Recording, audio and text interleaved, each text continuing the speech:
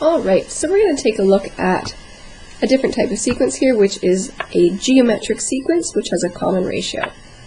And so instead of adding to get the next term, we can also multiply.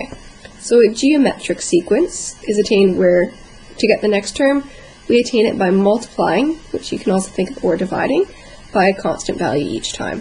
So here are a couple examples: 1 to 3 to 9 to 27, each time multiplying by 3.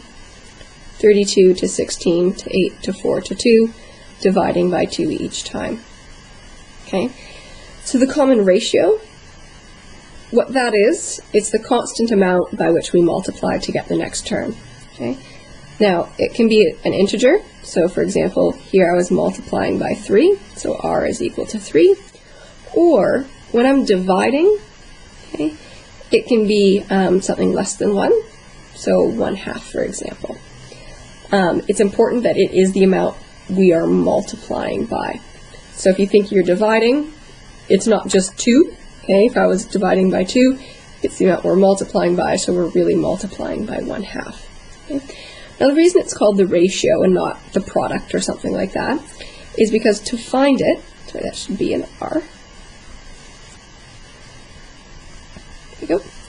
So to find or check the value of R, we must check every single pair, okay, just like the common difference where we subtracted. But now we're going to divide, so I'm going to take the current term and divide it by the previous. Current divided by previous, so in general, un divided by un minus 1. Okay.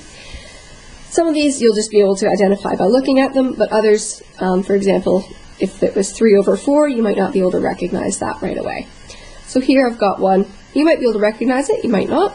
So I've got 1, 25, 25, 5, and 1. And I want to say, well, what's the common ratio? Now, blindly, I just start, well, R is U2 over U1. The second term is 25 over 125. Reducing that fraction, I get 1/5. Fractions are your friend. Leave it as a fraction, but if you really want, okay, you can think of it as 0.2. Careful. Next pair, U3 over U2. Well, that's U3 over U2. 5 over 25, which again reduces to 1/5. Really don't like those fractions. You can think of it as 0.2. And we're really hoping this last one works out. It's looking good, promising.